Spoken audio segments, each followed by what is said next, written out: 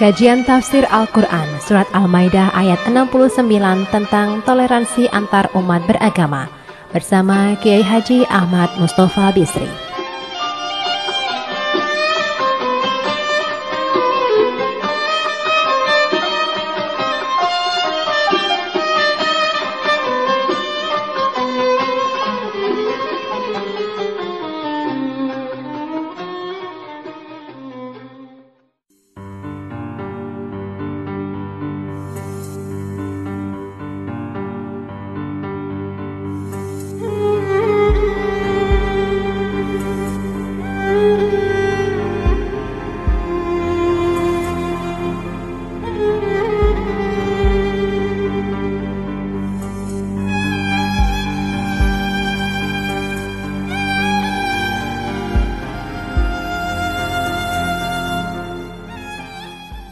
Assalamualaikum warahmatullahi wabarakatuh. A'udzubillahi minasyaitonir rajim. Innal ladzina amanu wal ladzina hadu was-sabiun wan nasara man amana billahi wal yaumil akhir wa amila shalihan fala khaufun 'alaihim wala hum yahzanun. Sungguh orang-orang mukmin, orang-orang Yahudi, Sobiin, dan orang-orang Nasrani, siapa saja di antara mereka yang benar-benar saleh, beriman, saleh, beramal saleh, maka mereka tidak ada kekhawatiran dan tidak pula merasa bersedih hati.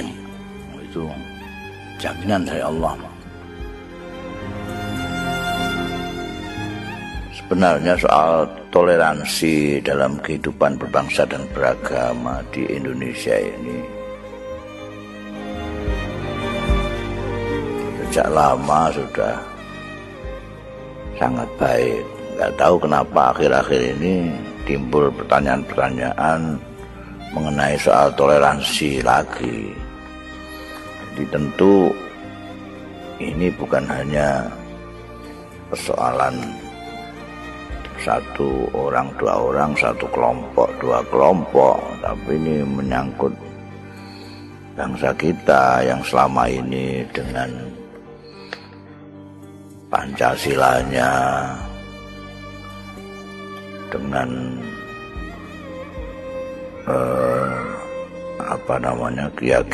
keyakinan keagamaan dari mayoritas bangsa ini telah terbukti adanya toleransi yang bagus. Tiba-tiba sekarang ada persoalan ini, tentu kita tidak hanya menoleh kepada satu alasan, dua alasan, banyak sekali menurut saya.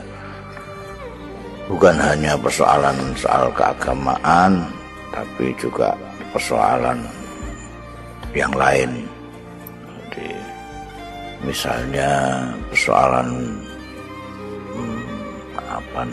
ekonomi, persoalan ketahanan. Kita sebagai bangsa belakangan ini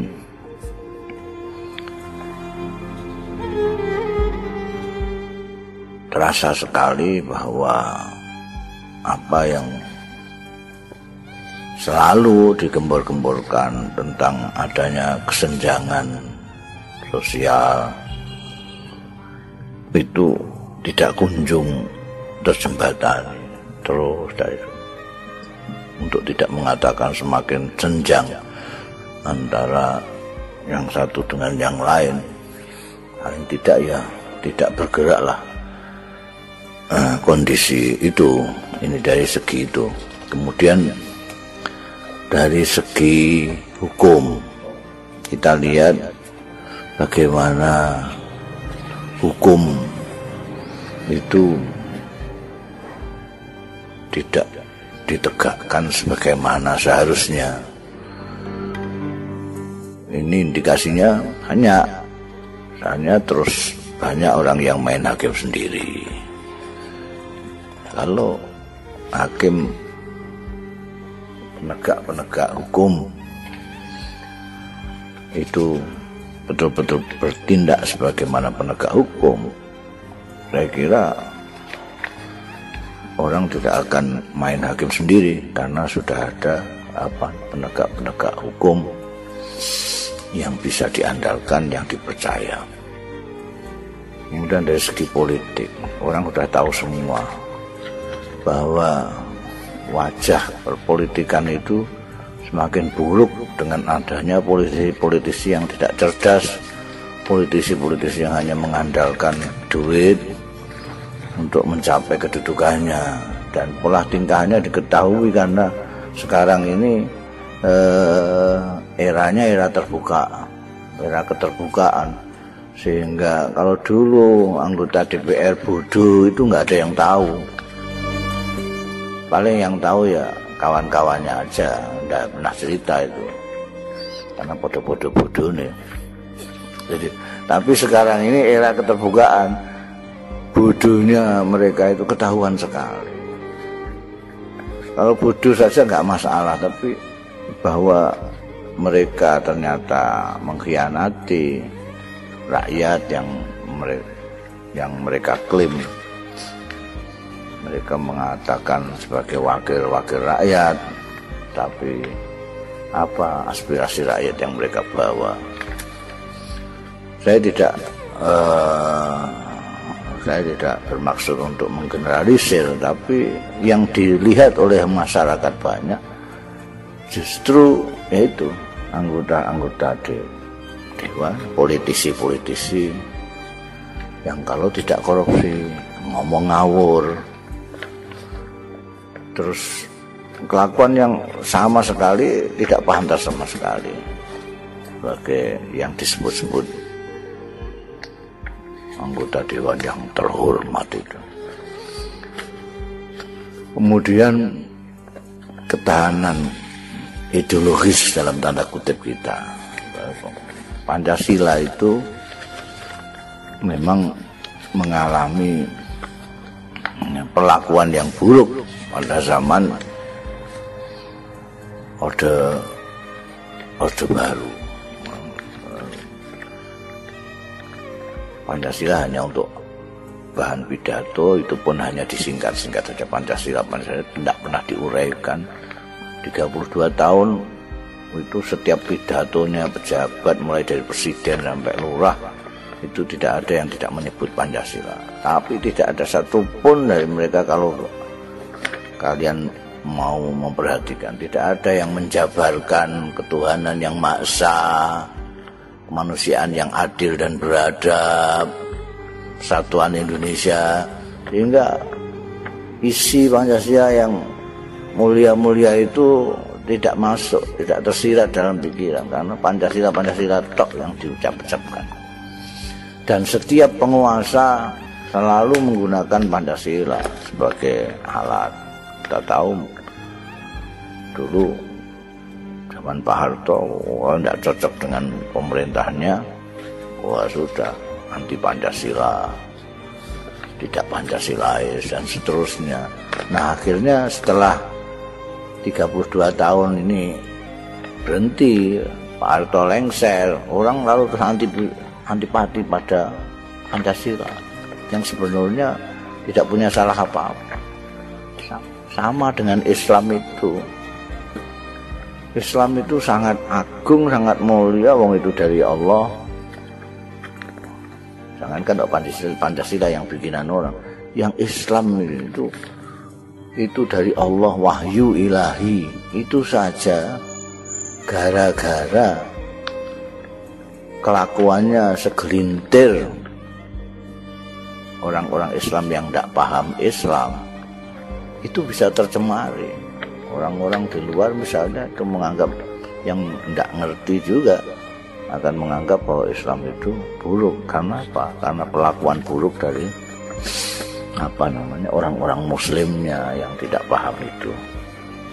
Nah, karena persoalan yang macam-macam ini mengakibatkan juga pergaulan kehidupan bermasyarakat di negeri kita ini menjadi bermasalah. Dari persoalan kesenjangan tadi menyebabkan orang itu menjadi sensi, ya, sedikit-sedikit marah. Ibaratnya kayak seperti omongannya almarhum Rendra, kita masyarakat kita seperti rumput kering kena pertian api rokok aja terbakar. Karena persoalan-persoalan banyak sekali, dan sialnya lagi pemerintah itu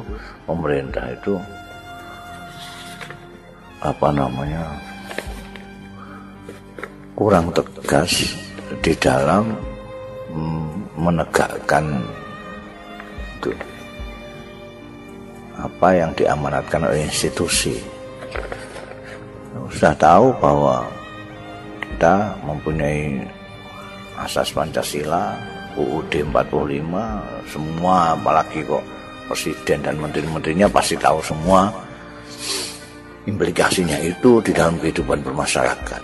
Nah, jadi kalau ada pelanggaran-pelanggaran terhadap konstitusi, ada yang melakukan perbuatan-perbuatan yang intoleransi sampai kepada diskriminasi, itu tentu mestinya harus ditindak dengan tegas, tidak dibiarkan. Karena kalau dibiarkan maka orang-orang pelanggarnya ini akan merasa bahwa itu tidak apa-apa. Nah, ini bahayanya, lalu akan berlangsung terus-menerus.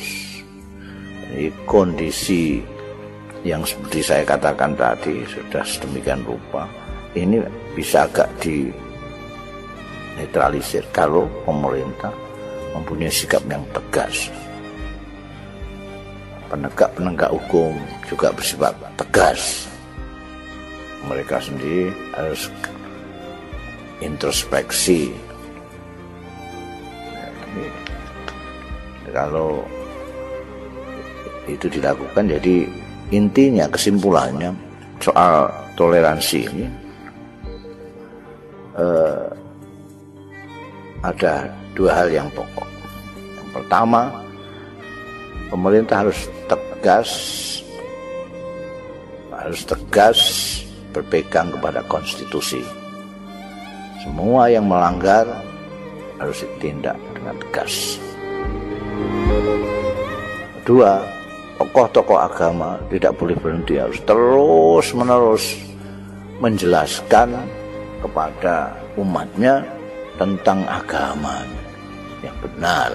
Semua agama itu mengajarkan akhlak, budi pekerti yang tinggi, kasih sayang dan seterusnya, rahmatan lil alamin. Nah, ini umat ini harus terus-menerus diingatkan, dikasih ajaran ini. Jangan malah tokoh-tokoh agamanya sendiri lalu tidak bisa berpikir jernih, lupa ajaran-ajaran rasulnya, dan malah naudzubillah min dzalik, kalau kemudian memprovokasi kepada warga-warganya, umatnya.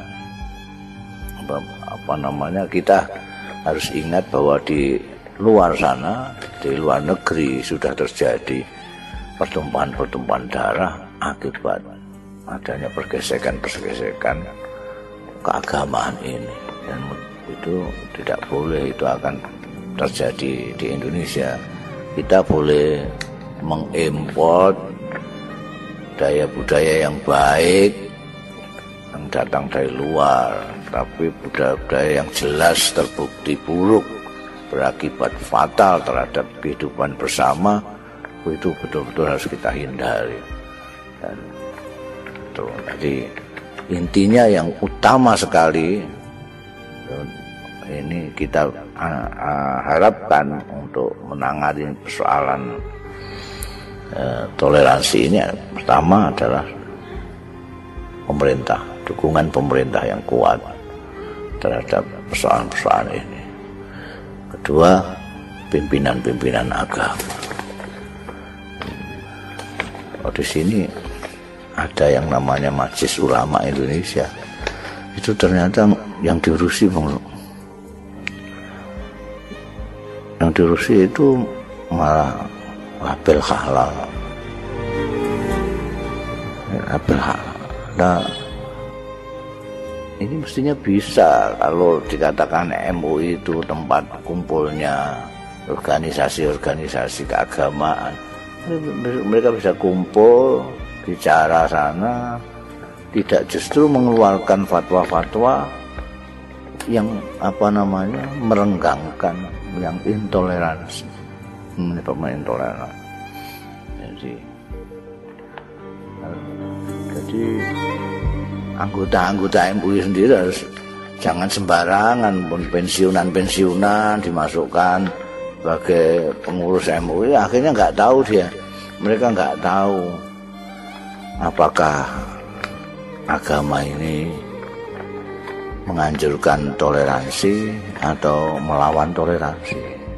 Bahkan kelihatannya nggak tahu bahwa negara kita itu berasaskan Pancasila dan UUD 45 yang dari dulu oleh pendahulu-pendahulu kita sudah disepakati yang paling baik untuk kemaslahatan negeri ini.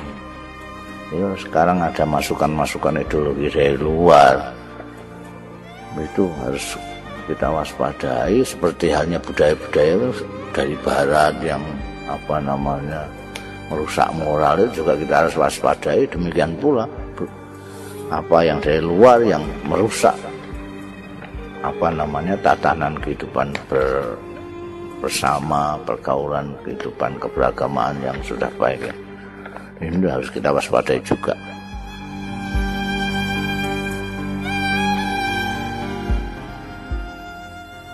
Al khairu kulluh fi ittiba'i Rasul sallallahu alaihi wasallam. Apa yang paling baik adalah mengikuti jejak Rasulullah.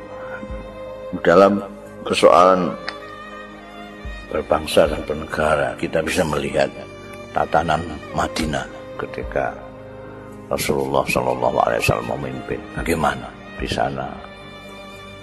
Tidak hanya umat Islam saja, bahkan umat Islam mayoritas, tetapi orang-orang Yahudi, orang-orang Nasrani itu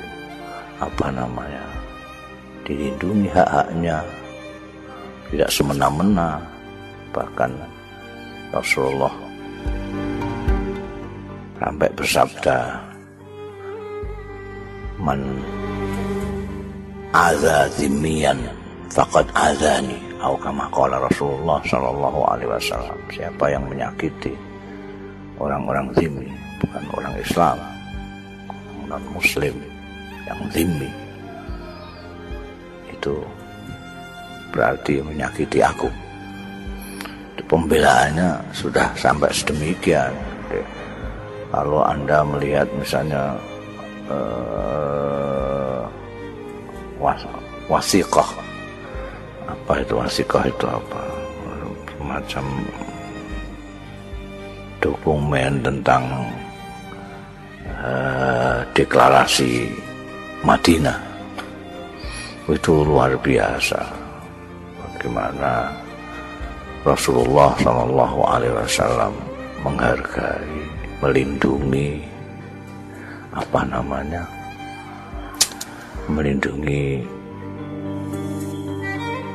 kaum minoritas yang notabene non-Islam, non-Muslim. Dan itu orang semua bisa baca kok, orang bisa baca. Kanjeng Nabi bicara baik-baik dengan delegasi Najran, mereka tidak apa-apa masuk masjid Nabawi, ya. Diskusi dengan baik. Jadi bahkan ada Yahudi pada waktu itu, ada orang-orang Yahudi yang benci sekali kepada Kanjeng Nabi, benci sama orang Islam. Kanjeng Nabi tidak pernah terpancing untuk berbuat, untuk memperlakukan, padahal beliau dalam kedudukan yang penguasa. Tapi beliau tidak lalu menggunakan kekuasaannya. Ini timbangannya orang memusuhi, kita sikat saja, tidak ada. Ada menarik sekali apa yang diceritakan Sayyidatina Aisyah.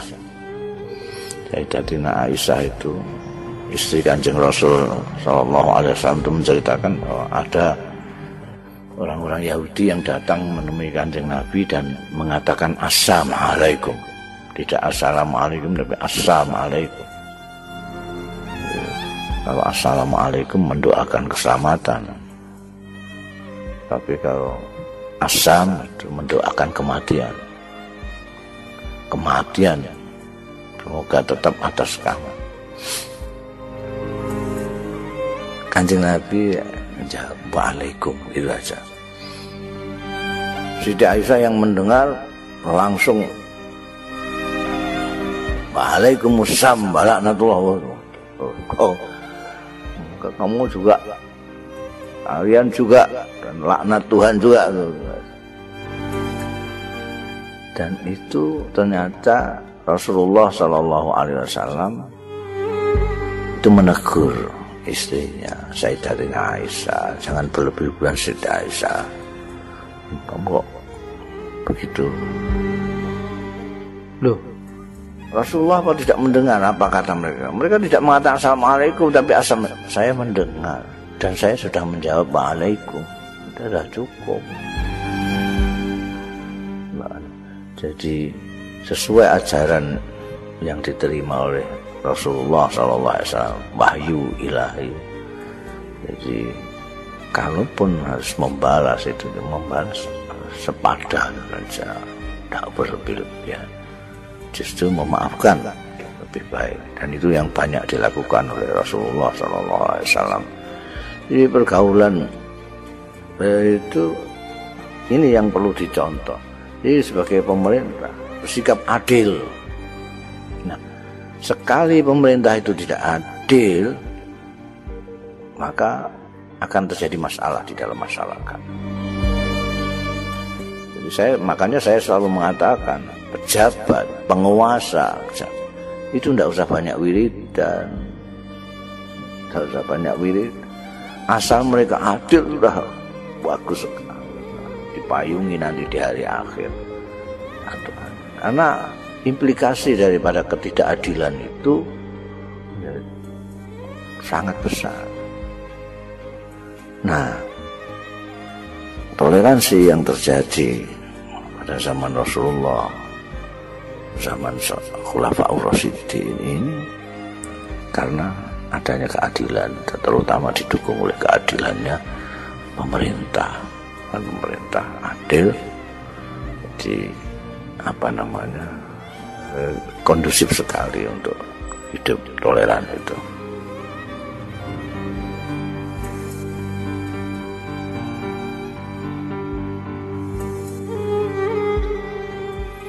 Ya, jadi orang mengira bahwa kalau kita toleran kepada agama yang lain itu berarti akidah kita nggak kuat. Itu salah itu. Justru orang yang tidak toleran itu orang yang tidak kuat. Orang yang toleran itu orang yang sangat kuat sekali memegang akidahnya, imannya. Jadi bolehlah Anda simpulkan kalau ada orang-orang yang tidak toleran, orang beragama tidak toleran, itu artinya mereka orang-orang yang imannya belum kuat. Kalau iman Anda kuat, Anda berbaik dengan siapapun, tidak akan takut, lalu akan ikut seakidah-akidahnya, ikut sak syariat-syariatnya. Enggak. Justru agama lain itu menghargai kita kalau kita itu mempunyai keyakinan yang kuat. Kenapa? Karena keyakinan yang kuat itu membuat kita toleran. Maka yang kebanyakan ya tindakan-tindakan tidak toleran itu kebanyakan dilakukan oleh orang awam yang masih memerlukan penyempurnaan, penguatan terhadap akidahnya. Nah, ini seharusnya para pemimpin-pemimpin agama itu memberikan tambahan kekuatan, keimanan, keyakinan sehingga mereka tidak khawatir. Kalau toleran lalu dianggap toleran itu berarti ikut agama. Sampai-sampai mengucapkan selamat Natal saja dianggap sudah musyrik, sudah murtad, itu gimana? Orang-orang lihat aja, mereka yang kuat-kuat imannya itu, justru mereka bergaul dengan tenang dengan siapa-siapapun. Mereka yang sama-sama tinggi kualitas imannya, mereka sangat toleran satu sama lain. Seperti Gus Dur itu sampai tempatnya ketemu paus pun dia tidak mempengaruhi imannya, akidahnya. Beliau bergaul baik dengan siapapun, tetapi dia tetap sebagai muslim yang kuat.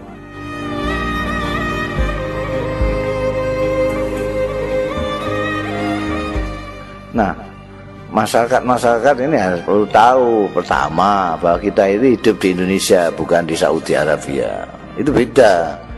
Di Saudi Arabia itu penguasanya, pemerintahannya, semuanya itu menurut mereka itu Islami. Kita itu Pancasila.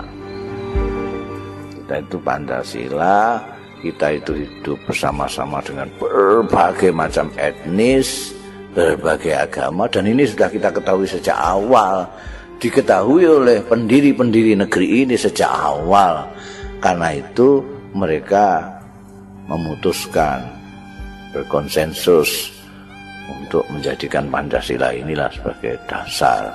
Karena dengan Pancasila ini berbagai macam aliran, berbagai macam etnis, berbagai macam agama bisa hidup bersama di tanah air ini. Sehingga mereka harus selalu mengingat ini, jangan lupa. Dan orang-orang Islam di Indonesia harus mempunyai keyakinan, harus merasa bahwa mereka itu adalah orang Indonesia yang beragama Islam. Mereka adalah orang Indonesia yang beragama Islam, bukan orang Islam yang kebetulan di Indonesia. Apa bedanya? Bedanya sama dengan beda kita dengan M-Top, Asy'ari. Asy'ari itu bukan orang Indonesia. Maka dia tidak berpikir ini ngerusak Indonesia atau tidak urusan, karena dia bukan negerinya. M-Top mengerusak Indonesia tidak urusan, karena mereka tidak merasa ini negerinya. Tapi kalau kita yang lahir di tanah air Indonesia, minum air Indonesia, nanti ditanam lagi di tanah Indonesia, kok kemudian tidak berpikir Indonesia rusak atau tidak, itu sudah keterlaluan.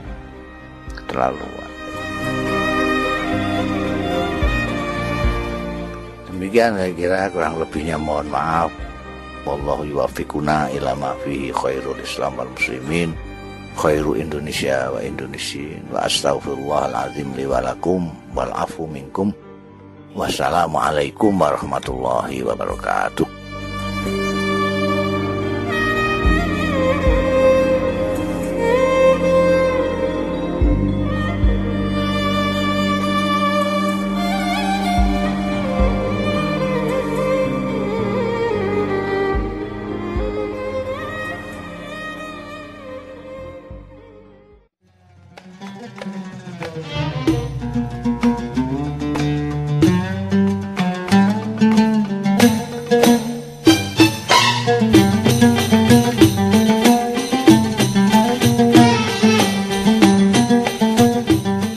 Terima kasih.